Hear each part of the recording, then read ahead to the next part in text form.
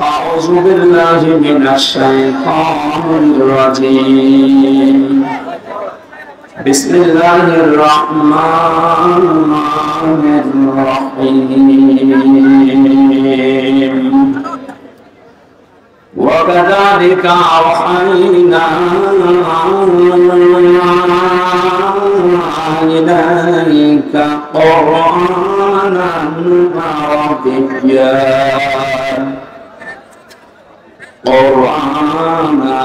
عربيا لتنذر أم القرى ومن حولها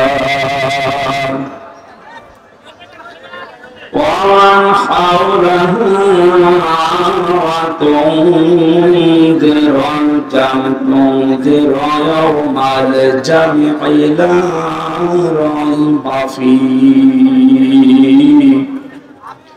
فريق في الجنة وفريق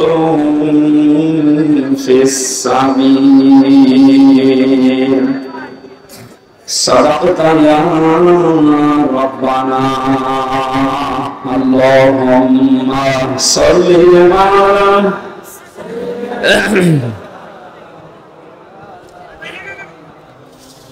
وعلى سيدنا مولانا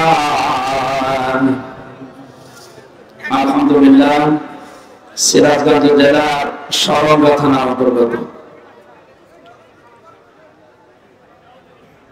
Sirajganj road বাসী কর্তৃক আয়োজিত বৈষম্য বিরোধী ছাত্র আন্দোলনে শহীদদের আত্মার মাগফিরাত কামনা এবং আহতদের সুস্থতা কামনায় তাফসীরুল কোরআন মাহফিলের সম্মানিত সভাপতি জনাব আব্দুল বাকি আল হাদি, প্রধান অতিথি শাইখুল মাশায়েখ, আমাদের অভিভাবক, আমাদের আরাফাতের ভাই মাওলানা অধ্যক্ষ মাওলানা শাহিনুর আলম, চেয়ারম্যান দারুল ইসলাম ট্রাস্ট সিরাজগঞ্জ, জেলা আমির বাংলাদেশ জামিয়াত জামাতে ইসলামী সিরাজগঞ্জ জেলা শাখা, এতক্ষণ যারা আলোচনা রাখলেন ইসলামিক চিন্তাবিদ মুফাসসিরে কোরআন, আপনাদের জেলার কৃতি সন্তান যারা মাওলানা রাকিবুল ইসলাম সিরাজি, আলোচনা রেখেছেন মাওলানা হোসেন আহমেদ মাহফুজ সহ মাওলানা ইকরাম, মঞ্চে বসা ওলামা ইকরাম, সামনে বসা মুসলমান ভাইরা, পর্দার আড়ালের সম্মানিত মা এবং বোনেরা, প্রশাসনের ভাইরা, আর বলা লাগছে না কারণ এটা না হলেও এখন চলছে। 5 তারিখের পর থেকে আজকের 1 তারিখ পর্যন্ত প্রায় 26-27 দিন হয়ে গেল। এই 26 দিনে যতগুলো অনুষ্ঠান করেছি একটাতেও কোনো পাহারাদার হিসাবে প্রশাসনের কাউকে লাগে না, অথচ কোন জায়গায় বিশৃঙ্খলা হয়েছে আমি শুনিনি। তার মানে এর আগে এই যে 14 জায়গায় পারমিশনের নামে যে বিরক্ত করা হতো আমাদের, এটা একটা ষড়যন্ত্র।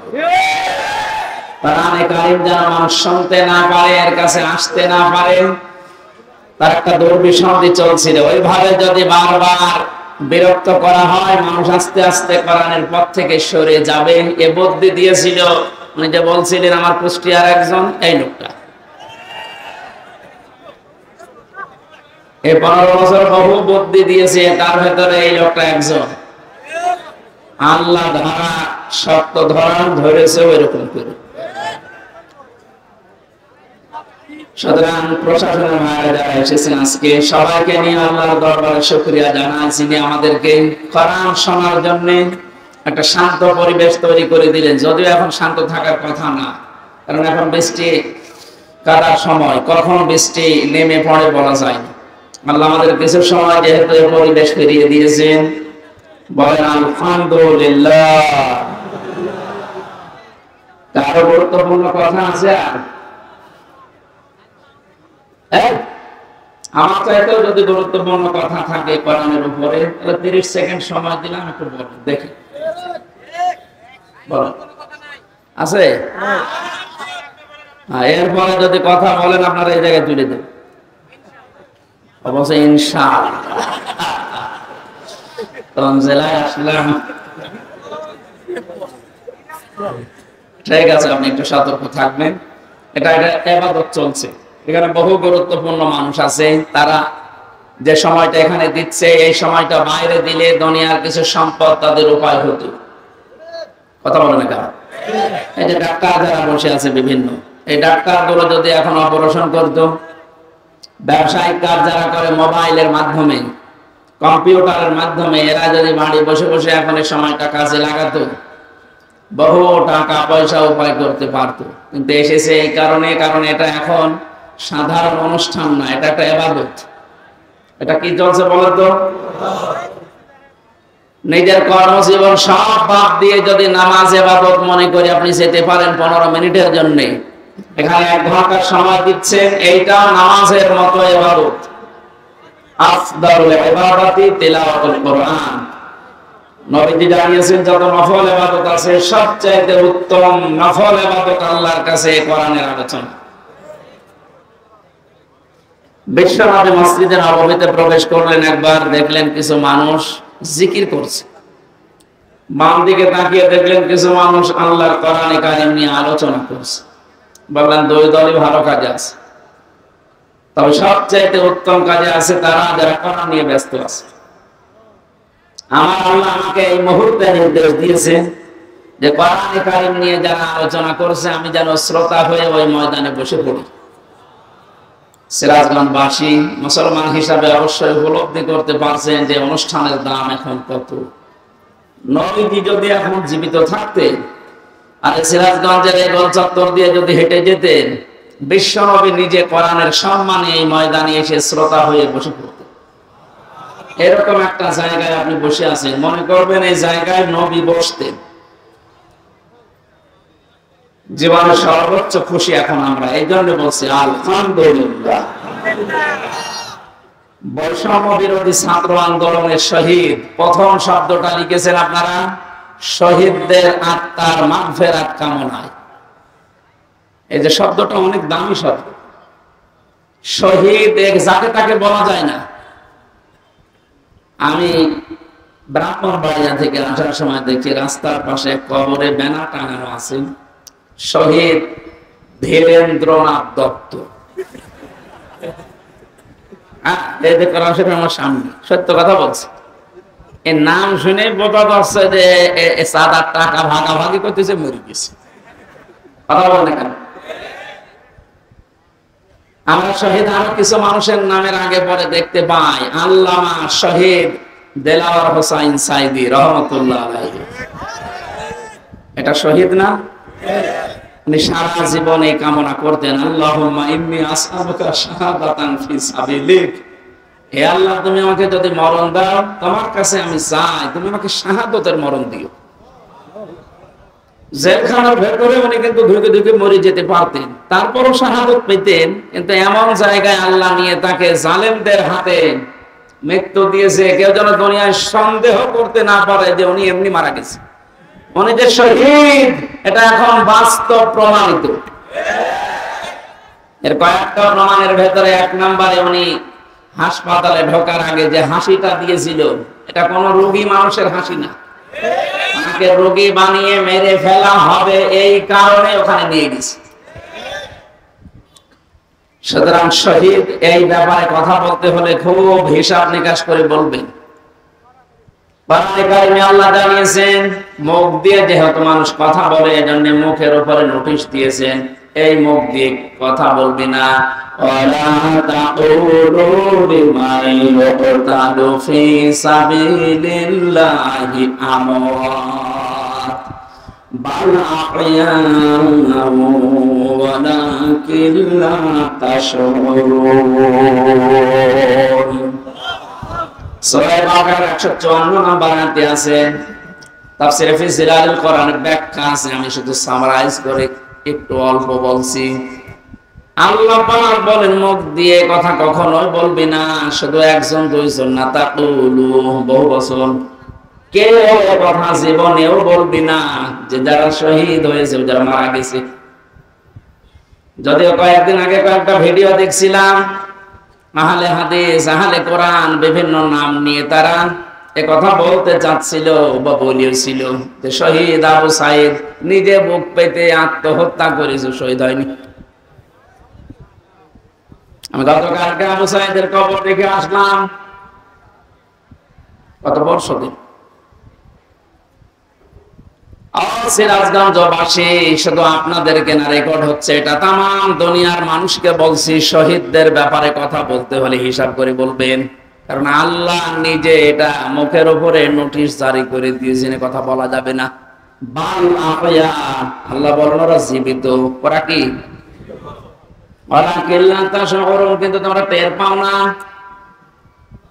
শহীদ আবু সাইদের এই আত্মদান, জীবন দানের মাধ্যমে যত মানুষ উদ্বুদ্ধ হয়েছে, যার কারণে আজ এখানে বসে আমরা কথা বলতে পারছি। আপনি কি মনে করেন ময়দানটা এত সহজ না? আজকের এই অনুষ্ঠানের জন্য কারো পারমিশন লাগে নাই, অথচ 5 তারিখের আগে অনুষ্ঠান করতে 14 জায়গায় বলা লাগতো। যাদের সাথে ঘৃণায় কথা বলা যায় না, মানুষ মনে করা যায় না, এই মানুষের কাছে বলা লাগতো ভাই একটু লিখে দেন।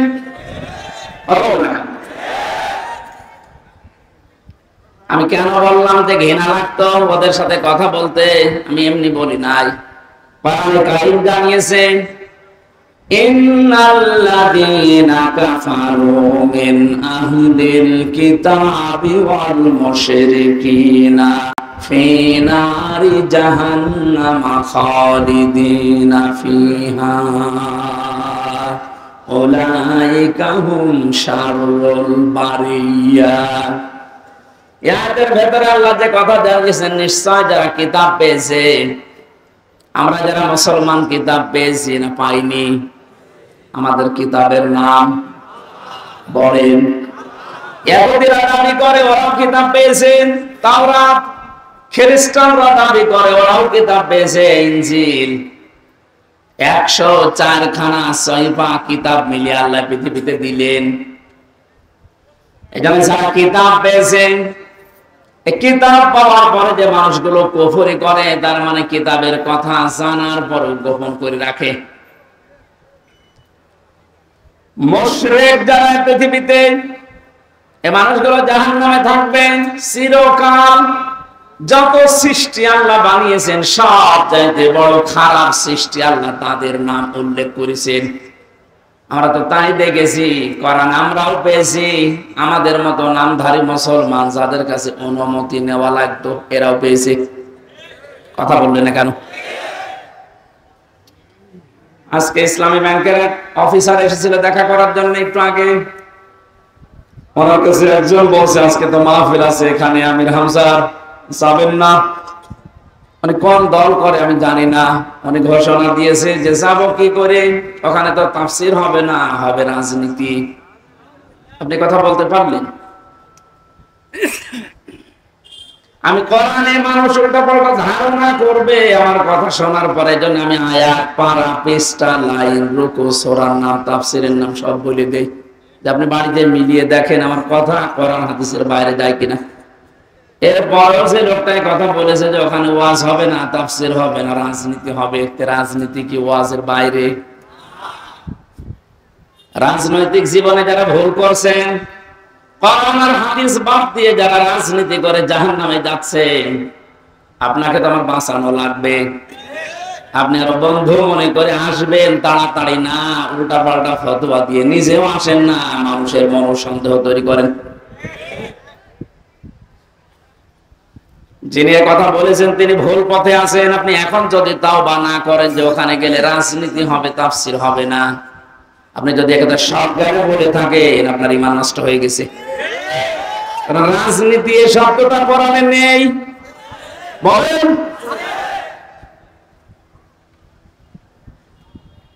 শুধু তাসবিহ আদায় করার জন্য, শুধুমাত্র নামাজ পড়ার জন্য, জিকির করার জন্য যদি আল্লাহ আমাদেরকে বানাতেন, তাহলে পুরা কোরআন শরীফে প্রায় 9 জায়গায় কথাটা আছে, সাব্বাহা লিল্লাহি মা ফিস সামাওয়াতি ওয়া মা ফিল আরদ। আসমান আর জমিনে যা আছে সব সৃষ্টিগুলো আমি আল্লাহর তাসবিহ আদায় করছি। তো মানুষকে সৃষ্টি করার পরে তারাও তাসবিহ আদায় করছে, কথা আল্লাহ কোরআনে দেয়নি। মানুষকে আল্লাহ কেন দিয়েছেন এই পৃথিবীতে? ইন্নী জাইলুন ফিল আরদি খলিফা, অবশ্যই জমিনে আমি প্রতিনিধি পাঠাবো, খলিফা। কি পাঠাবো বলেন? বল কেন সৃষ্টি জগতের নাম বললেন? যে জমিন আসমানে যা আছে সবাই আল্লাহর তাসবিহ পড়ছে, আর মানুষ বানানোর আগেই তিনি বললেন আমি জমিনে পাঠিয়েছি খলিফা। এই আয়াত দুইটা সামনে রাখলে বোঝা যায় মানুষকে জিকির করার জন্য, তাসবিহ পড়ার জন্য আল্লাহ বানায়নি, আল্লাহ বানিয়েছে প্রতিনিধি হিসাবে। আপনি প্রতিনিধি হিসাবে যদি এসে থাকেন, আপনার যদি ওই যোগ্যতা না থাকে, তাহলে প্রতিনিধি আপনাকে অবশ্যই নির্বাচিত করা লাগবে। কথা বলেন না কেন? এটা প্রতিনিধি নির্বাচিত করা লাগে। আল্লাহ যেটা করে দেখিয়েছেন, এদিকে তাকান, এই নির্বাচিত, নির্বাচন, এই শব্দগুলো কোরআনে কারীম থেকে নেওয়া। আল্লাহ পাক বলেন হুয়া জিতাবাকুম ওয়া মা জাআলা আলাইকুম ফিদ-দীনি মিন হারাজ। তিনি আল্লাহ যিনি তোমাদেরকে নির্বাচিত করেছেন। কি করেছেন? নির্বাচিত কখন করা হয়? যখন নির্বাচন হয়। 15 বছর তো নির্বাচনই হয়নি, তো নির্বাচিত কিভাবে হলো? তার মানে যারা ছিল সব নির্বাচিত। নির্বাচিত যেন করা যায় সেজন্যই তো ফেট লাগবে। সমান সমান ফেট না হলে আপনি নির্বাচিত করবেন কি করে? আমির জামাত ডাক্তার শফিকুর রহমান এইটাই তো জানাতে যাচ্ছে জাতির কাছে, যে যারা দায়িত্বে আছে তাদেরকে একটু সময় দেন, তারা এই ফেলটা তৈরি করে দিক। এটা ছিল না বলে তো আপনি আন্দাজে অনির্বাচিত, নির্বাচিত বলে আপনি ঘোষণা দিতেন।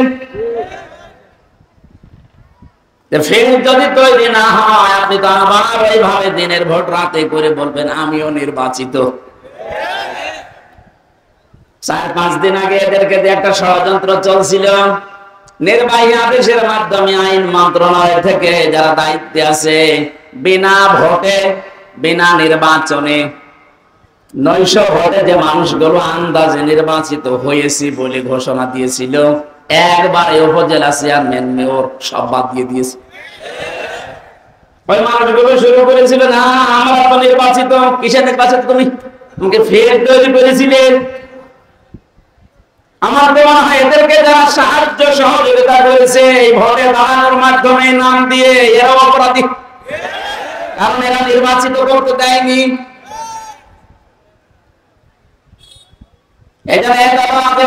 আছে, সব দিকে আছে। জাতীয় পার্টির নাম ধরে বলছি, এদের শাস্তি আরো বেশি হওয়া দরকার।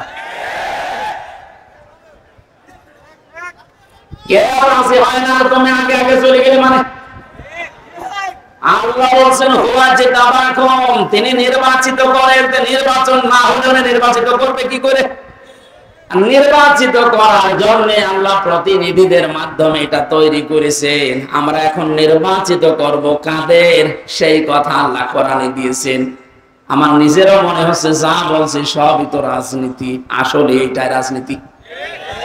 আপনি যেটা করতেন কোরআন হাদিস বাদ দিয়ে, ওটা দুর্নীতি। আমি কোরআন দিয়ে যেটা প্রমাণ দিয়ে বলছি আপনাকে বাঁচানোর জন্য, এইটাই আসল রাজনীতি। কাকে নির্বাচিত করবেন? কোরআনে কারীম জানিয়েছে সূরা নিসা 5 নম্বর আর 6 নম্বর পৃষ্ঠার 9 নম্বর লাইনের 59 নম্বর আয়াতে আছে, প্রথম অংশে পাবেন। এটা তাফসীরে ইবনে কাসিরে আছে, ফি জিলালিল কোরআনে আছে। ব্যাখ্যাগুলো লম্বা করে বলতে গেলে সময় যাবে, আর কণ্ঠ পারবে না, এজন্য আমি খুব সামারাইজ করছি, বোঝার জন্য বলছি। ইয়া আইয়ুহাল্লাযীনা আমানু আতিউল্লাহা ওয়া আতিউর রাসূলা ওয়া উলিল আমরি মিনকুম।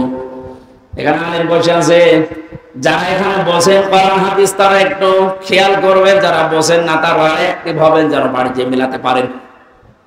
আল্লাহ ডাক দিয়েছেন ঈমানদারেরা, আমার আনুগত্য করো, আমার রাসূলের আনুগত্য করো। আর তোমাদের ভেতরে যারা উলিল আমর, নেতৃত্ব দেয়, নেতা যারা তাদেরকেও মেনে চলো। প্রশ্ন আমার এখানে আতিউ, এটা ফেল, ভার্ব, এটা ক্রিয়া। এই শব্দটা আল্লাহ নিজের নামে, রাসূলের নামে দিয়েছেন, কিন্তু উলিল আমরের আগে দেয়নি। এই কথা বলেন না কেন? শুধু জি বলা নাই, এটা নিয়ে যাওয়া লাগবে যা একটা বাড়িতে। তাহলে ওই যে লোক ইসলামী ব্যাংকের অফিসারের কাছে বলেছে যেখানে রাজনীতি হবে ও জীবনের কথা বলবে না। আতিউ শব্দটা আল্লাহ নিজের নামে, রাসূলের নামে দিলেন, উলিল আমরের আগে দেয়নি। কেন দেয়নি?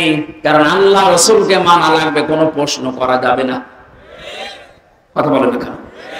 কিন্তু উলিল আমর যদি মেনে চলতে হয়, যেহেতু ওনারা আল্লাহকে তো আপনি এখানে পাচ্ছেন না, রাসূলকে পেয়েছিলেন কিন্তু এখন নেই, কিয়ামত পর্যন্ত তো উনি আসবেন না, কিন্তু উলিল আমর তো আসবে।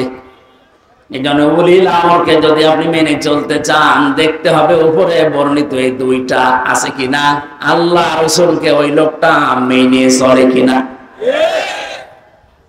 আপনি যাকে নেতা মানবেন, যার নেতৃত্বে চলবেন, যাকে আপনি নির্বাচিত করবেন, আমি এই শব্দগুলো কি বানাচ্ছি?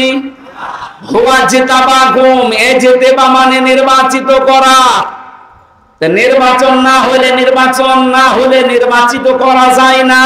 আল্লাহ তাহলে নির্বাচনের মাধ্যমে নির্বাচিত করেছেন আমাদেরকে। কোটি কোটি মানুষেরা উম্মত হওয়ার জন্য আশা পেশ করেছিল, আকাঙ্ক্ষা, কিন্তু আল্লাহ তাদের বাছাই করেনি। আল্লাহ শুধু আমাদের মতো মানুষগুলোকে উম্মতে মুহাম্মদী নির্বাচিত করেছেন। মুসা নবীর মতো, ঈসা নবীর মতো এত বড় পাওয়ারফুল নবীরা আকাঙ্ক্ষা করেছিল যে আমরা নবী হয়েছি ভালো, কিন্তু নবী না হয়ে যদি মুহাম্মদ রাসূলুল্লাহ উম্মত হতে পারতাম তারপরও ভালো হতো।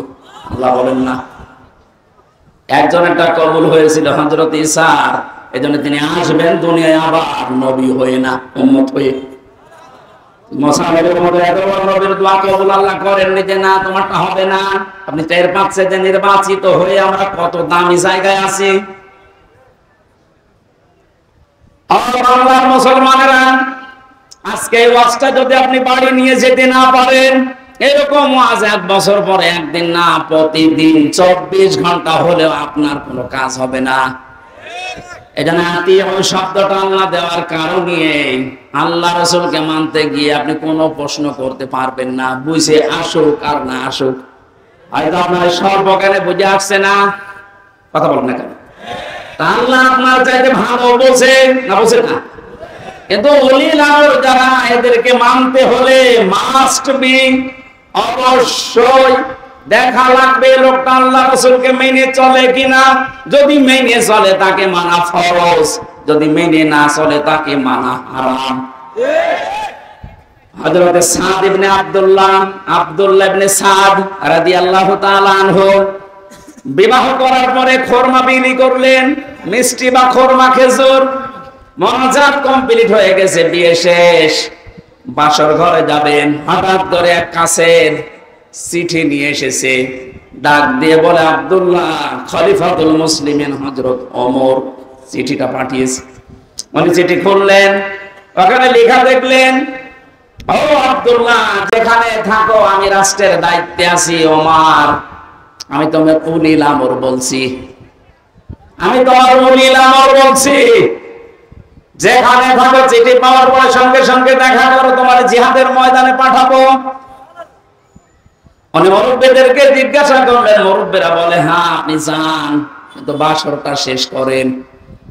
হযরত আব্দুল্লাহ ওই মজলিসে উঠে দাঁড়িয়ে কোরআনের কয়েকটা আয়াত পড়ে তাদেরকে জানিয়েছিলেন, ইয়া আইয়ুহাল্লাযীনা আমানু মা লাকুম ইযা ক্বিলা লাকুম ইনফিরু ফী সাবিলিল্লাহি সাকালতুম ইলাল আরদ আরাদিতুম বিল হায়াতিদ দুনিয়া মিনাল আখিরাহ ফামা মাতাউল হায়াতিদ দুনিয়া ফিল আখিরাতি ইল্লা কলিল।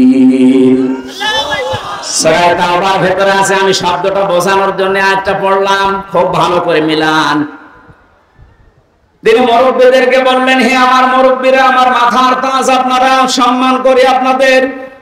আল্লাহ কি ডাক দিলেন আমাকে, ঈমানদারেরা, যখন তোমাদেরকে আল্লাহর রাস্তায় বের হওয়ার জন্য বলা হয় তখন তোমরা মাটি কামড়িয়ে পড়ে আসো।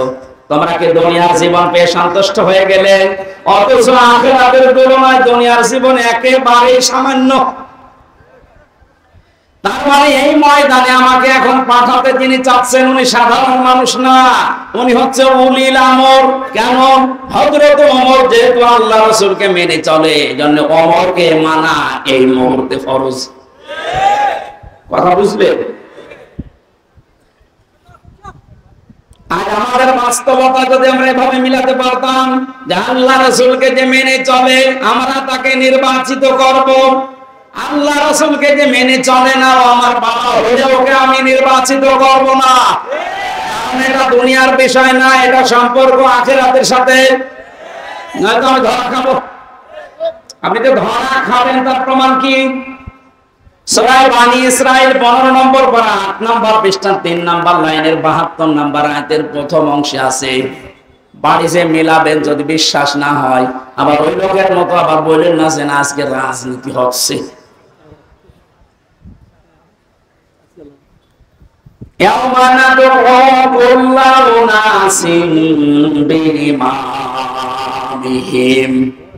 আল্লাহ পাক বলেন কিয়ামতের দিন আমি প্রতিটি মানুষকে বিচারের দ্বিতীয় স্টেপে, প্রথম স্টেপে ডাকবে একা একা, আর দ্বিতীয় স্টেপে প্রতিটি মানুষকে আল্লাহ ডাক দেবে তার নেতার সাথে। কার সাথে? আগে নেতা, এরপরে কর্মী। এটা রেকর্ড হয়ে সারা বাংলাদেশে কালকে ছড়িয়ে যাবে। 18 কোটি মানুষের দায়িত্ব নিয়ে এখন আমি বলছি, কান খাড়া করেন দেশের মানুষেরা। কোরআনের চোখ, হাদিসের চোখ লাগিয়ে দেখতে পাচ্ছি আপনি জাহান্নামে যাচ্ছেন। আপনার নিজের বিবেকের কাছে বলেন তো, কিয়ামতের প্রতিটি মানুষকে আল্লাহ যেহেতু তার নেতার সাথে তুলবেন, যে নেতার আদর্শ আপনি মেনে চলেন, যাকে নির্বাচিত করবেন বলে আপনি ভোট দেওয়ার সিদ্ধান্ত নিচ্ছেন, আপনি নিজে থেকে বলেন ওই লোকটা যদি কিয়ামতে আপনার সামনে দাঁড়ায় আপনি তার পেছনে, আল্লাহ তো আগে ওকে দেখবে, এরপর আপনাকে। আপনার কি মনে হয় ওর যা অবস্থা, ওর যা চরিত্র, ওর যা সুরত সিরাত, ওরে দেখলে আল্লাহ মাফ করবে বলে মনে হয়? দেখলেন? বলছেন না তো এখন ধর।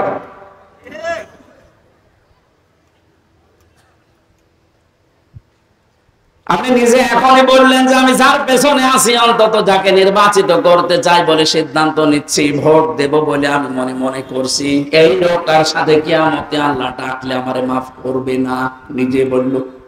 তাহলে ও ধরা খেয়েছে। কেরা বলল? হাত করেন তো। আপনি আপনি যারা ধরা না খান, এই জন্য এটা আয়োজন।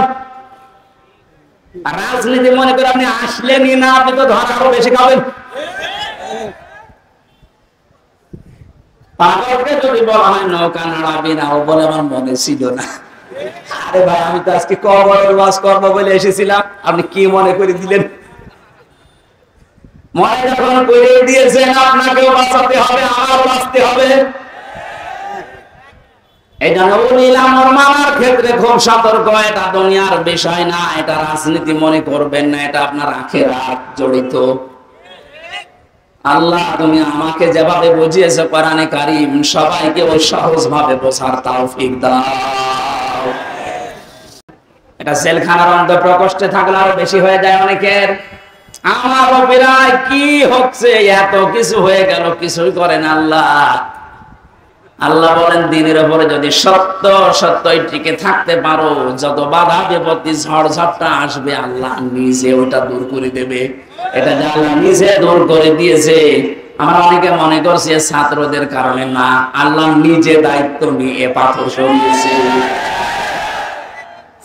পাথর সরানোর জন্য শুধু ছাত্ররা না, আল্লাহ যদি নিজে দয়া না করতো কখনো জালেম পালাইতো না। ওর মনের ভেতরে আল্লাহ এত ভয় তৈরি করে দিয়েছে, দলীয় লোকগুলোকে বলিয়ে যাবে সে সময় পায়নি। মাঝখান থেকে এই পাগলরা এখন বিপদে আছে। আমার মনে হয় পাগল গুলো বেশি অত্যাচার করেছিল, এই যে হারুন আঙ্কেল,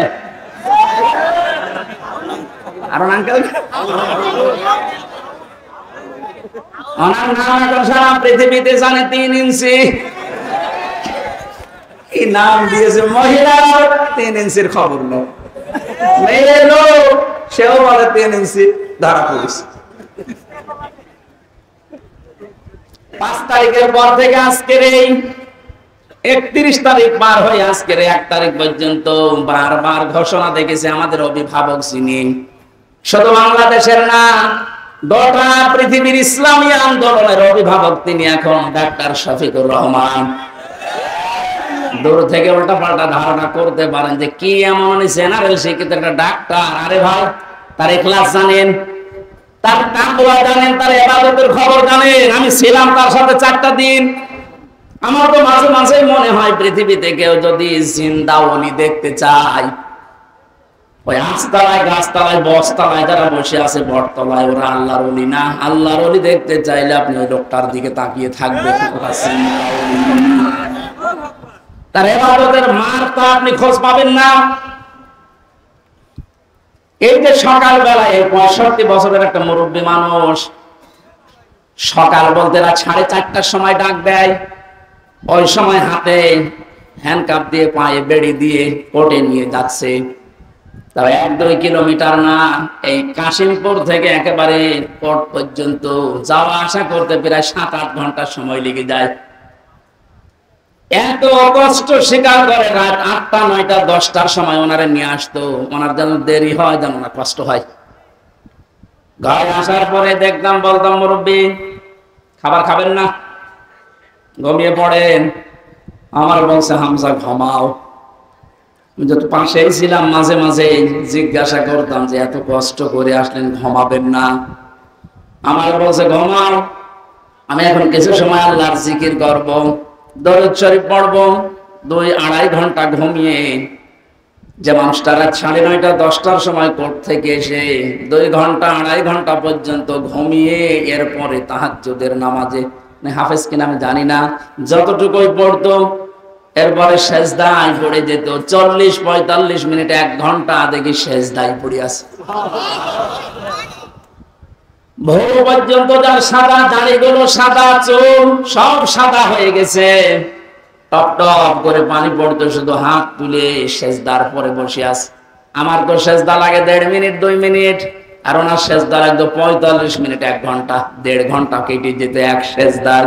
আমার 12 রাকাত তাহাজ্জুদ মিলে মাত্র 1.5 ঘন্টা ওনার এক সেজদায় চলে যেত। বাকি তাকওয়ার খবর তো বাস্তবে আপনি টের পাননি। প্রতি সোমবার বৃহস্পতিবার রোজা রাখার নিয়ম, কয়জন মহারথী আছে এখানে আমল করে? সারাটা জীবনে আমল করতে করতে আসতেছে, খালি ধারণা করে দূর থেকে, হ্যাঁ কি জানে এত ডাক্তার মানুষ। তার যে ইলমের বহর, একটা জেনারেল মানুষ হয়ে কোরআনে কারিম এরকম গভীর গভীর কথা বলা আমি বিশ্ববিদ্যালয়েও পাইনি। আরে ভাই, আমি তো ভার্সিটিতে শেষ করে আসলাম, আমাদের বহর তো আমি দেখেছি। ডাক্তার মানুষের কাছে থেকে কোরআনে কারিমের শব্দের এত গভীরে যেতে পারতেন আমি দেখেছি বাস্তবে, যে জীবনে ওই রকম কথা আমি কোনোদিন শুনি নাই। অনার্স মাস্টার্স করেছিলাম, তো এক একটা শব্দ যখন বলতেন এমন এমন শব্দের অর্থ নিয়ে আসতেন যে কোনোদিন কল্পনা আসে না যে শব্দের ভেতরে থাকতে পারে। দিনের উপরে চলতে গিয়ে কোন বাধা আল্লাহ নিজের থেকে দূর করে দেয়, রাখেন না। এটা আমি আগে জানতাম না, ওই সময় জেনেছি। আল্লাহ পাক বলেন, তোমাদেরকে যেহেতু আল্লাহ নির্বাচিত করেছে লক্ষ লক্ষ কোটি কোটি উম্মত থেকে, সুতরাং তোমাদের দাম কম না, অনেক বেশি। তোমাদের পরে ঝড় ঝাপটা বিপদ আপদ আসবে আল্লাহ জানে, কিন্তু আসলে আল্লাহ থাকতে দেবে না, স্থায়ী হতে দেবে না। আল্লাহ নিজে দায়িত্ব নিয়ে ওই ঝড় ঝাপটা বিপদ আপদ তার নিজের দায়িত্বে দূর করে দেবে। আল্লাহ এইটাই করে দিয়েছে। না, 12 বছরে করবো মহারথী তো চেষ্টা করলো, সব চেষ্টা প্রায় বিফল হয়ে গেছে। ছাত্র আন্দোলনের নামে যারা নেমেছিল এই মানুষগুলোর সাথে মাস্ক বি আল্লাহ আবাবিল পাঠিয়েছিল। জালিমদের মনের ভেতরে আল্লাহ ভয় তৈরি করে দেন, এ দায়িত্ব কার? আরো জোরে। এটা তৈরি করেন কাদের কারণে? যে মানুষগুলোর ভেতরে ইখলাস আছে যত বেশি, তাকে দেখলে জালেমরা ভয় পায় তত বেশি। আমরা 12 বছর অনেক জালেমকে ভয় পেয়েছি তার অত্যাচারের কারণে, আর আমিরে জামাতকে এখনো জালেমরা ভয় পায় তার তাকওয়ার কারণে। আর বাংলার মুসলমানেরা, আমি যেটা বোঝানোর জন্য পর্যন্ত এসেছিলাম, শহীদ যারা হয় এদের নিয়ে যারা উল্টা পাল্টা ধারণা করেন, কোনদিন এই মুখ দিয়ে কথা বলবেন না যে ওনারা মরে গেছে, এমনি না, ওনারা জীবিত, কিয়ামত পর্যন্ত শুধু জীবিত এইটাই থাকবে, কিন্তু আমরা টের পাই না। এরপরের কথা আল্লাহ দিয়েছেন, মানুষ যেহেতু ধারণা করতে পারে, মুখে হয়তো বলে না, কিন্তু ধারণা করতে পারে যে মরে গেছে। আল্লাহ ধারণার উপর নোটিশ দিয়েছেন, ওয়ালা তাহসাবান্নাল্লাযীনা কুতিলু ফি সাবিলিল্লাহি আমওয়াতা বাল আহইয়াউন ইনদা রাব্বিহিম ইরসাকুন। সূরা আল-ইমরান 4 নম্বর পারা 11 নম্বর পৃষ্ঠা 9 নম্বর লাইনের 169 নম্বর আয়াত। এটা তাফসীরে কাবীরে পাবেন। আল্লামা ফখরুদ্দীন রাজি রাহমাতুল্লাহ আলাইহি ব্যাখ্যা করতে গিয়ে লিখেছেন, পৃথিবীর মানুষেরা মুখ দিয়ে তো বলবেই না, অন্তরে যেন এই ধারণাও কোনোদিন না আসে যে শহীদরা মরে গেছে। এটা ধারণা করা যাবে না। বরং তারা জীবিত, বরং তারা কি আরো জোরে ইনদা রাব্বিহিম ইরসাকুন, তারা তাদের রবের কাছে খাবার খাচ্ছে। শহীদ আবু সাঈদের বাড়িতে গিয়েছিলাম, যে গরিব মানুষ, 6টা ছেলে ওনার, এটা ছোট। ওনার বাবা মানে বলছিল যে অবস্থায় ওদের বাড়ি ঘর দেখলাম, আমার মনে হয় 3 বেলা পেট পুরে খাবার খাওয়ার মতো পরিবার না। আল্লাহ তার জীবনটা এত বেশি পছন্দ করেছিলেন, সাধারণভাবে মরণ দেয়নি, এত সাহস তার বুকের ভেতরে দিয়েছিলেন, জালেমদের সামনে জীবনটা দিয়ে শাহাদত বরণ করে কিয়ামত পর্যন্ত জান্নাতি খাবার খাবে। ওর সন্দেহ নেই যে কিয়ামত পর্যন্ত আল্লাহ খাওয়াবে। কারণ যেহেতু মরে না, জীবিত থাকে, আর জীবিত থাকলে খাওয়া লাগে, খাওয়া লাগে না? আর খেলে রক্ত গোশত তৈরি হয়, খাবার খেলে মানুষের রক্ত গোশত তৈরি হয়। ওই দিন আমার মাহফিল, দিন রাতের বেলা গিয়েছিলাম ওখানে, রাত 9:30টার পরে অনুষ্ঠান ছিল আমার গাইবান্ধার গোবিন্দগঞ্জে। ওখানে এসে উঠলাম, জেলা আমির সাহেব এসে আমার বলছে, আমির হামজা, 1 মাস আগে এখানে সাব্বির নামে একামতের দিনের একজন, ওকে মেরে ফেলা হয়েছিল। 1 মাস পরে ওর কবর খুঁড়ে কবর ভেঙে গেছে বৃষ্টিতে, দেখলাম ওর কবরের ভেতর থেকে তাজা রক্ত পাওয়া যাচ্ছে। সিরাজগঞ্জবাসী, আল্লাহর কসম করে বলছি, কোরআনের আয়াত আমি 100% বিশ্বাস করি, শাহাদত বরণ করলে সত্যি এরা কিন্তু মরে না, এরা জীবিত। আর জেগে থাকলে যেহেতু খাওয়া লাগে, আর খেলে মানুষের রক্ত গোশত চর্বি চামড়া তৈরি হয়। 1 মাস পরে এই জন্য কবর ভেঙে যাওয়ার পরে দেখা যাচ্ছে ওর রক্ত টাটকা রক্ত। তার মানে আল্লাহ 1 মাস তাকে না খাওয়িয়ে রাখে নাই। না খাইয়ে রাখলে তো পাওয়া যেত না। কথা বলো না কেন? একটা বাস্তব আরেকটা প্রমাণ দিচ্ছি, হাদিস। হযরত হামজা রাদিয়াল্লাহু তাআলা আনহু, তার একটা ছোট্ট মেয়ে ছিল। সে শহীদ হওয়ার পরে নবীজির কাছে এসে বলেছিল, ভাই, আমার বাবা যে শহীদ হয়েছে, আপনার মুখে আমি শুনেছি, কোরআনে আছে যে শহীদরা মরে না, জীবিত, ওরা নাকি জান্নাতে ঘুরে বেড়ায়। আমার বাবা যে শহীদ হয়েছে, জীবিত, আমি এটা দেখতে চাই। নবীজি বললেন, বোন আমার, কি করে দেখাবো এখানে তোমাকে? হঠাৎ করে ছোট মেয়েটা আকাশের দিকে তাকিয়ে বলছে, আব্বু আমি এখানে। নবীজি বলছেন, বোন কাকে ডাক দাও? বলছে, আব্বু ওই যে পাখা লাগিয়ে কার সাথে যেন উঠতেছে। বিশ্ব নবী বলেন, বোন আমার, ওটা দুনিয়া না, ওটা জান্নাতের ভেতরে তোমার বাবা জান্নাতের পাখি হয়ে উঠতেছে। এই লোকটাকে 70 টুকরা করা হয়েছিল, এক লজ্জা স্থান কেটে 3 টুকরা করেছে। বিভিন্ন জায়গায় ছড়িয়ে ছিটিয়ে দিয়েছে, উহুদের ময়দানে, পাহাড়ি এলাকায়। সাহাবায়ে কেরাম তার লাশ টুকরা টুকরা গুলো এনে যখন এক জায়গায় করলেন, কয়েকটা টুকরা পাওয়া যায়নি, এমন দূরে দূরে তারা ফেলে দিয়েছে। নবীজি নিজের চাদরটা দিয়ে হযরতে হামজাকে ঢেকে দিলেন। মাথা থেকে হাঁটু পর্যন্ত ঢেকেছিল হাদিস এটা, পার বেরিয়ে থাকে, ঢাকা যায় না।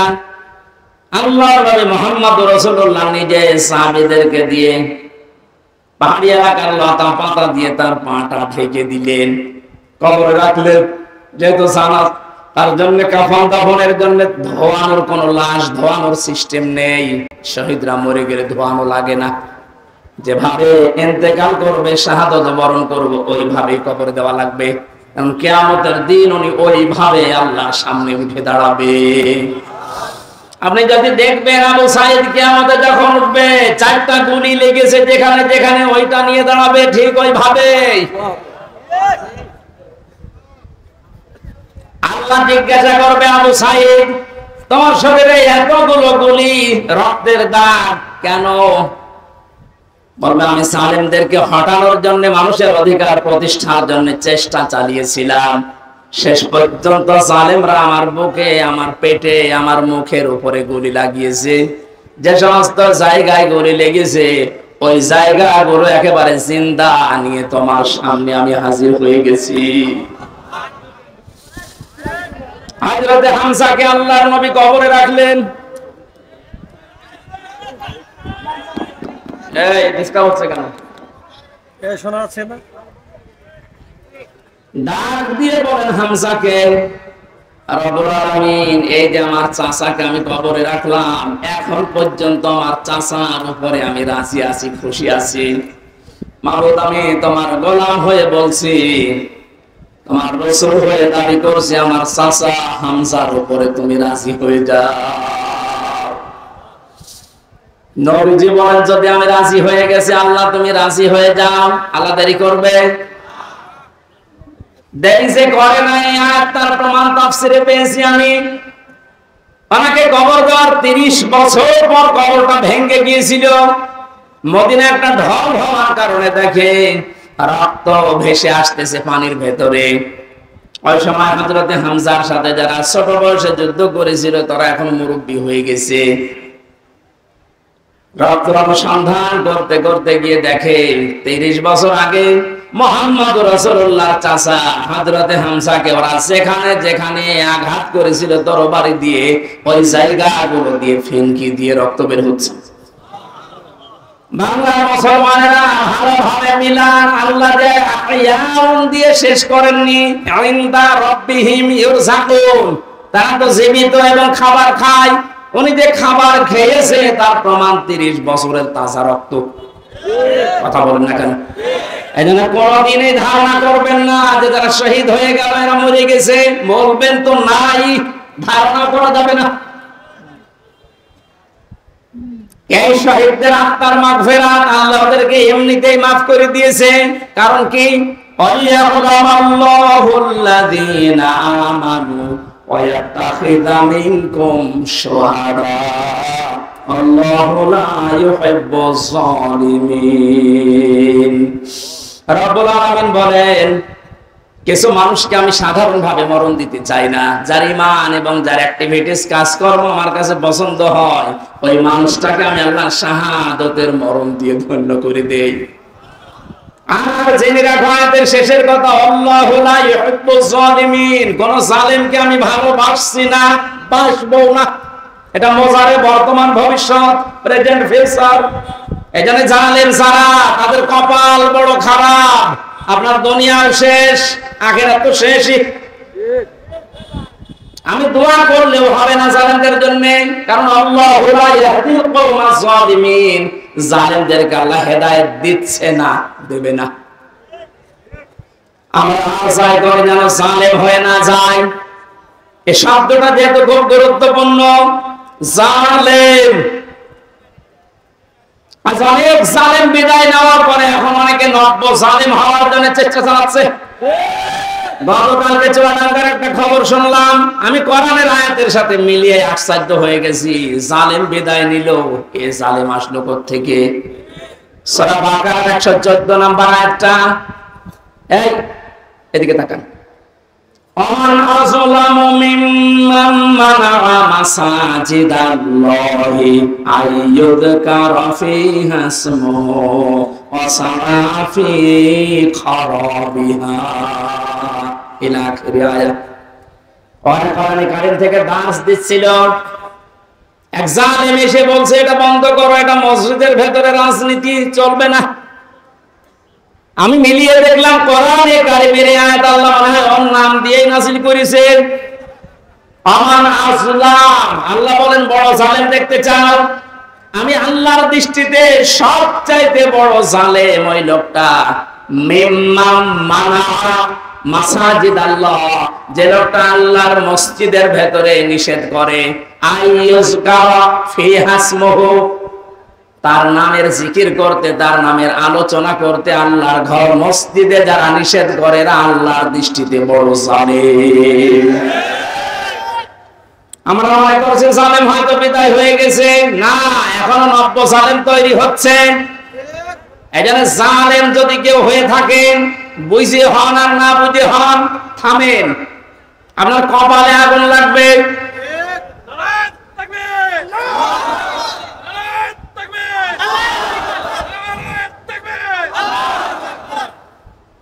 এটা সূরা শুআরার ভেতরে আছে, শেষ নাম্বার আয়াত। আল্লাহ বলেন অতি শীঘ্রই জালেমরা তাদের পরিণতি, তাদের আশ্রয়স্থল দেখতে পাবে। এই জালেমরা যেমন আজ দেখতে পাচ্ছে, এত বড় দরবেশ কেউ দেখলাম জুলুম করার ফল কি? দাড়ি কেটেও বাঁচতে পারে না। আল্লাহ বলেন জালেমদেরকে আমি ধরি, কারণ জালেমের বিরুদ্ধে আমার মামলা। কার মামলা? শব্দটা লক্ষ্য করেছেন? জালেমের বিরুদ্ধে হামজা মামলা দেবে না, জালেমের বিরুদ্ধে মামলা দেবে কে? ডাক্তার শফিকুর রহমান আজকেও ঘোষণা দিয়েছে কুষ্টিয়ায় যে আমরা সবাইকে সাধারণ ক্ষমা করে দিলাম, কিন্তু যে পরিবারগুলো অত্যাচারিত হয়েছে তারা যদি এখন অত্যাচারের প্রতিশোধ নিতে গিয়ে কিছু করে, ওইটার জন্য আমরা দায়ী না। শব্দটা তো আসলে ঠিক, কারণ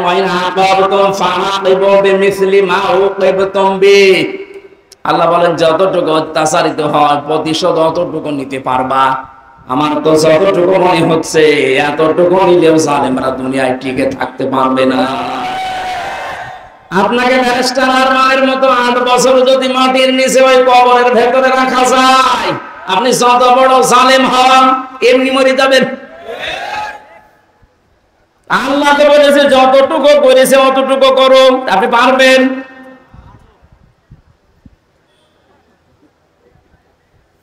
আমার উপরও যতটুকু অত্যাচার হয়েছিল, আমি চাই যাদের দ্বারা হয়েছে, যে মানুষগুলোর ইঙ্গিত হয়েছে, আমি ওই মানুষগুলোকে অতটুকু না করে ছাড় দেব না।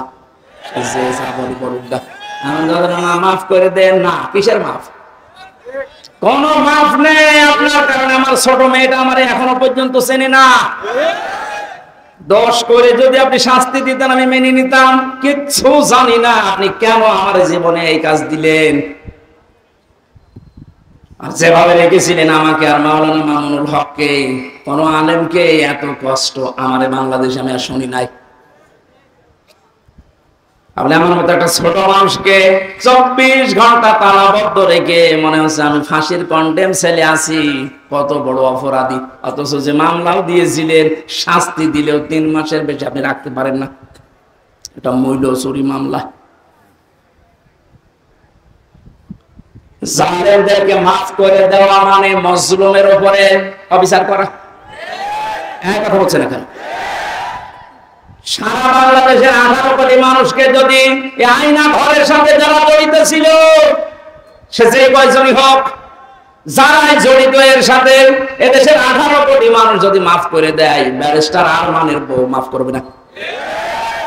আপনি ওই জায়গায় থাকলে আপনারও মনে হয়তো না আমি মাফ করবো না। আপনি যদি প্রথমে বলে দিতেন যে তাকে আমরা মেরে ফেলেছি, মেয়েটা অন্য জায়গায় বিয়ে করতে পারতো। কথা বলছে না? এমন অবস্থায় রাখলেন তার বউটা বিয়েও করতে পারে না 1টা বছর।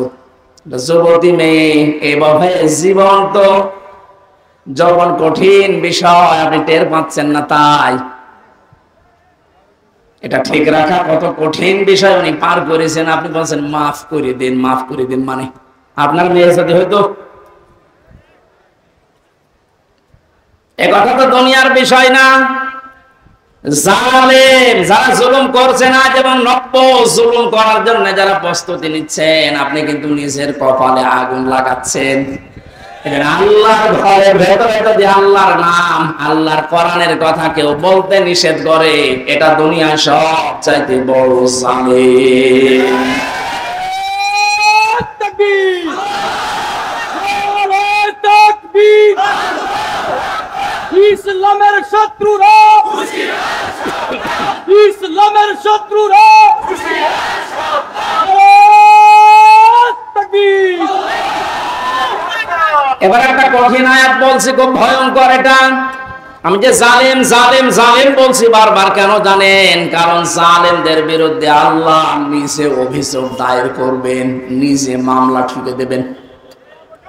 ইন্নামাস সাবিলু আলাল্লাযীনা ইয়াযলিমুনান নাস। সূরা শুরার 42 নম্বর আয়াত প্রথম অংশে আছে, আল্লাহ পাক বলেন অবশ্যই আমি আল্লাহ নিজে মামলা দেব জালেমের বিরুদ্ধে, যারা মানুষ হয়ে মানুষের উপরে জুলুম করেছে, অত্যাচার করেছে। যারা আল্লাহর জালেমেরা, আপনার দুনিয়ার জীবন শেষ, আর আখিরাত তো আপনি আল্লাহর মামলার আসামি। যিনি বিচারপতি, যিনি রায় দেবেন, তিনি যদি মামলার বাদী হয়, তা আপনি তো একেবারে সরাসরি খালাস পেয়ে যাবেন। বলেন না কেন? আমার মামলার যারা আসামি, মানে বাদী ছিল যারা, আমার মামলার যারা বাদী ছিল তারা টাকা পয়সা বহু খেয়েছে আকিস গ্রুপের কাছ থেকে। গত 15 দিন আকিসের মালিক আমারে বলছে, হুজুর আপনাকে আমরা চাকরি দিয়েছিলাম আমাদের মসজিদের খতিব হিসাবে, ওই শয়তানরা আপনাকে পেছে ফেলে আমাদের কাছে কয়েক কোটি টাকা 5 তারিখের আগ পর্যন্ত নিয়েছে। যদি 5 তারিখ না আসতো ওরা এখন টাকা নিত। আমার মামলার আয়োজক লোকটা মেজানুর রহমান, একের হাতে বাড়ি। আমার মনে হয় ওরে পেলে পিটিয়ে মানুষ জনগণ মেরে ফেলবে। আর বাকিগুলোর নাম একবার বলেছিলাম অজয় কুষ্টিয়ার এক মাহফিলে, তারা পরের দিন বলছে, হুজুর আর নাম বললেন না, কিছু হলে কিন্তু আমরা মারা পড়ে যাব। কেমন ভয় আছে জালেমরা দেখেন। তবে এই যে লোকটা, এই লোকটা 5 তারিখের আগের দিন 4 তারিখ রাত্রে টাকা নিয়েছে। এই মামলার আয়ুটা ও এখন নাই, থেমে গেছে। আমার মনে হয় 5 তারিখ বাংলাদেশে না আসলেও শয়তান এখনো টাকা নিত।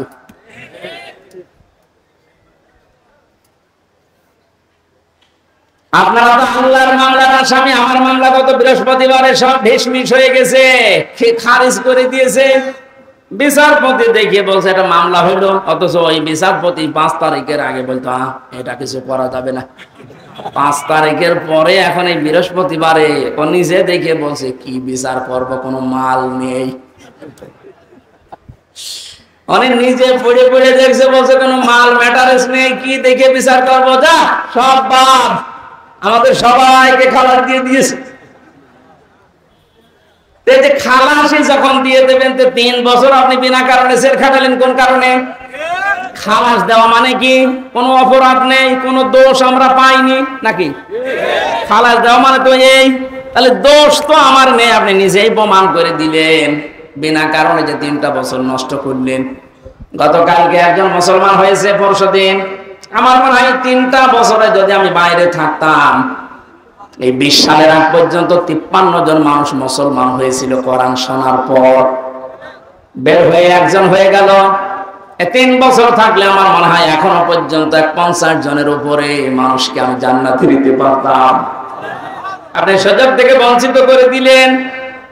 এখানে জালেম যারা, তারা হামজার মামলার আসামি না। হামজার মামলার আসামি তো হবে নেই, কিয়ামতে আমি না পাপ করলে আপনি জান্নাত যেতে পারবেন না।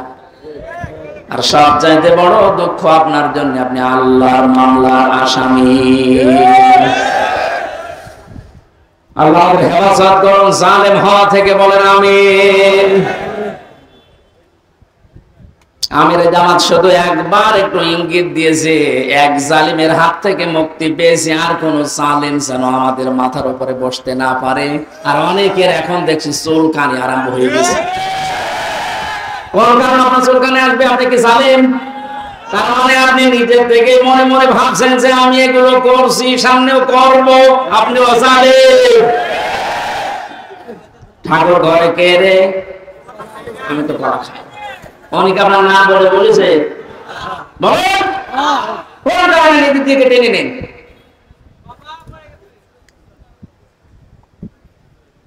পাপ যদি পূর্ণ হয়ে যায় তখন কিন্তু আল্লাহ ছাড় দেয় না। ওয়ালা ইয়াহসাবান্নাল্লাযীনা কাফারু আন্নামা নুমলি লাহুম খায়রুল লিআনফুসিহিম ইন্নামা নুমলি লাহুম লিয়াজদাদু ইসমা ওয়া লাহুম আযাবুম মুহিন। কাফেররা ধারণা করে আমাদের চেয়ার যে বসে আছি, ক্ষমতার চেয়ার, এর নরম চড়ম নেই, এটা মনে হয় আল্লাহ ভালোবেসে আমাদেরকে দিয়েছে। আল্লাহ বলেন না, ওরা মনে করে আমাদের কল্যাণের জন্য এই চেয়ার, আমরা যা করছি সবই তো বৈধ। আল্লাহ বলেন তোদেরকে তোদের পাপের বোঝাটা পরিপূর্ণ করার জন্য আমি আল্লাহ এই চেয়ারে বসিয়ে রেখেছি। ওরা সর্বশেষ পাপের বোঝা পরিপূর্ণ করেছে ইসলামী আন্দোলন, একামতে দিন, জামাত ইসলামকে নিষিদ্ধ করার মাধ্যমে। এটা না করলে পাপের বোঝা পরিপূর্ণ হচ্ছিল না। যে শয়তানগুলোর পরামর্শ এটা করেছিল, শয়তান এখন সব ডিম খাচ্ছে, সবগুলো ডিম খাচ্ছে, পচা ডিম।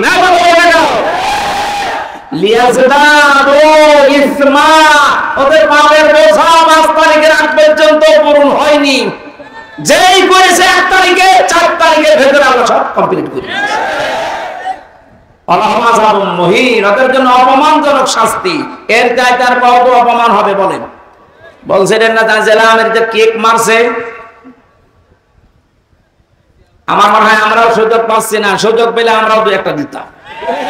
কারণ আপনারা যা করেছেন আমার সাথে, কম বেশি এই দেশে যদি 10 জন আলেমকে পরিস্থিতির দিক থেকে, এলেম আমল না, শুধু পরিস্থিতির দিক থেকে 10 জন মানুষকে সারা বাংলাদেশে চেনে, তার ভেতরে আমি একজন। এটার ভেতর থেকে শুনতে শুনতে আসে যে হামজা বলে একজন আছে। গাড়িতে আসার সময় মায়ের কোলে বসে বসে কি খাচ্ছে, চিপস খাচ্ছে, আর বলছে ওই যে হামজা দাস। তার মানে ও পেটের ভেতরে শুনে এসেছে যে হামজা নামে একজন আছে। এইরকম একটা পরিচিত মানুষের সাথে আপনি আমার মাজায় দড়ি দিয়ে, পায়ের ভেতরে বেড়ি দিয়ে, তাও ডান্ডা বেড়ি, হাতের ভেতরে আপনি হ্যান্ডকাপ দিয়ে, কালো কাপড় দিয়ে চোখ বেঁধে আপনি 11 ঘন্টা টাঙিয়ে রাখলেন, আপনি মানুষ? আবার যখন দড়ি দিয়ে টেনে নিয়ে যেত আদালত প্রাঙ্গণে, মনে হতো যে ছাগল টেনে নিয়ে যাচ্ছে। আর কয়েকতলা আছে তো, ওই অন্য জায়গা থেকে একে অন্যের সাথে তাকিয়ে টিপ্পনি কাটতো, ঠিকই হচ্ছে। এবার আমরাও বলি যে ঠিকই হচ্ছে। আপনি সব বলেন, আপনি সব বলেন। তাফসীরে ইবনে কাসিরে লিখেছে আমান হাওলাহা, মানে সমগ্র পৃথিবী। সুতরাং এখন নবী নেই, উনি থাকলে এই কাজটা করতেন। সৌদি আরব থেকে বাংলাদেশে এসে আপনাদেরকে সতর্ক করতেন। এই সতর্ক বাণী পড়া কোরআন শরীফে আছে 500টা। কয়টা? সবচেয়ে বেশি যে বিষয়টা দিয়ে মানুষ সতর্ক হতে পারে তার নাম কিয়ামত। কারণ এটার জবাবদিহিতা যতদিন পর্যন্ত আপনি উপলব্ধি করতে না পাবেন যে কিয়ামত হবে, আল্লাহ ওই দিন সম্পর্কে সতর্ক করো যেদিন সম্পর্কে কোনো সন্দেহ নেই, সন্দেহের অবকাশ পর্যন্ত নেই। মানুষের জীবন পরিচ্ছন্ন হওয়ার জন্য 8টা মাধ্যম আছে, তার 1 নাম্বার মাধ্যম এটা যে যত বেশি জবাব দিতে হবে, আল্লাহর দরবারে দাঁড়াতে হবে, এরকম টেন্ডেন্সি যত বেশি তৈরি করবে তার জীবন তত বেশি পরিচ্ছন্ন হবে।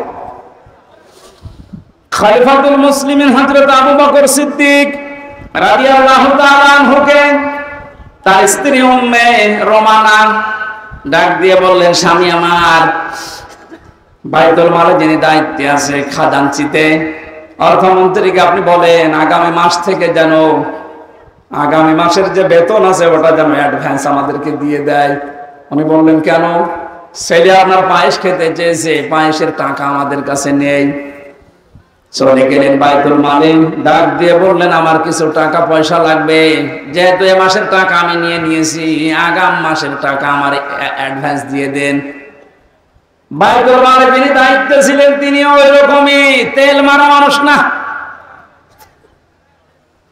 তিনি ডাক দিয়ে বললেন খলিফা, টাকা আমি আপনাকে আগাম মাসের দিতে পারি, আপনি আগামী মাস পর্যন্ত বেঁচে থাকবেন, ওইটা লিখে দেন। উনি বলছে টাকা আমার লাগবে না। বাড়িতে যে স্ত্রীকে বলছে, স্ত্রী আমি পারলাম না, আমাকে এই কথা শুনিয়েছে। স্ত্রী ধৈর্যশীল ছিলেন, ধৈর্যশীলা বললেন ঠিক আছে, আপনি যখন পারলেন না, যেভাবে চলছে সংসার চলতে দেন। 15 দিন পর দিন 22 রান্না করে দিয়েছে। হযরতে আবু বকর বললেন স্ত্রী পেলে কোথায়? যা আপনাকে বলেছিলাম, আপনি তো অপারগতা প্রকাশ করলেন, আপনি পারেননি। আমি প্রতিদিন 1 মুঠ 1.5 মুঠ করে তুলে রাখতাম এই আটা চাউল যাই বলেন। এই 15 দিন তুলতে তুলতে প্রায় 2 কেজি হয়ে গেছে। ওটা পাশের বাড়িতে বিক্রি করে আমি আজকে এই পায়েসের ব্যবস্থা করেছি, কোনো উল্টাপাল্টা কাজ করিনি। উনি বললেন ঠিক আছে, সন্তান আব্দুল্লাহ ভালো করে খাও। দৌড় দিয়ে চলে গেলেন বাইতুল মালের খাজানসির কাছে, বললেন বাইতুল মালের দায়িত্বে আছো, অর্থমন্ত্রী, আগামী মাস থেকে আমার বেতন যদি 12,000 টাকা দিতে থাকো তো 2,000 টাকা কম দিও। কেন? কারণ 10,000 টাকা হলে আমার সংসার চলে, এটা আমি দেখেছি। আমার মনে হচ্ছে এই যে কিয়ামতের জবাব দিতে হবে টেন্ডেন্সি তার ভেতরে কোন পর্যায়ে ছিল আপনি বলেন। আর 1628 জন মানুষ দায়িত্বে আছে, দায়িত্বে যে সরকার আছে থাক, এর 1628 জন মানুষ শুধু এখন যদি আবু বকরের মতো এই চিন্তা নিয়ে দেশটা চালায়, আমার মনে হচ্ছে 16 ঘন্টায় এই দেশটা একেবারে রোল মডেল হয়ে যাবে। এতদিন যারা রোল মডেল করেছিল, কি মডেল দেখিয়েছেন আপনি? কি মডেল দেখিয়েছেন? এটা একটা জরিপ পেলাম আজকে, এটা শোনালে আপনার মাথা খারাপ হয়ে যাবে। অবশ্য চাক 2009 সালে পিলখানার নির্মম হত্যাকাণ্ড, আমার সাথে 1500 জন মানুষের, তার ভেতরে আমার মনে হয় 900 মানুষকে তো আমি পরিচয় করেছিলাম বিডিআর বিদ্রোহের নাম দিয়ে। এই 14-15 বছর বেকার তারা জেল খাটতেছে, কিচ্ছু জানে না, এমনও মানুষ আছে। পঞ্চগড়ে এক মুরব্বির সাথে পরিচয় ছিল, বলছে আমি রিটায়ার্ড করবার 1 মাস পরে, অথচ 15 বছর 14 বছর আমি জেলে আছি। 2013 সালে হেফাজতের কর্মীদের শাপলা চত্বরে যে নির্মম হত্যাকাণ্ড, 2014 সালে একক নির্বাচন, 2018 সালে কোটা আন্দোলনকারীদের নির্মম নির্যাতন, 2018 সালে নিরাপদ সড়ক আন্দোলনকারীদের নির্মম নির্যাতন, 2018 সালের নির্বাচনে গায়েবী ভোট, বিরোধী দলীয় নেতা কর্মীকে গুম, খুন, হত্যা এবং আয়নাঘর, 11 লক্ষ কোটি টাকা বিদেশে পাচার, তার ভেতরে এক বড় বেশি 36,000 কোটি টাকা। এটা 11 লক্ষ কোটি। দলীয় প্রয়োজনে পুলিশকে ব্যবহার, বাক স্বাধীনতা কেড়ে নেওয়া, সর্বশেষ 2024 সালে কোটা আন্দোলনের নামে গণহত্যা। এর একটা অস্বীকার করতে পারবেন? আমি দেয়নি, বিবিসি দিয়েছে জরিপটা।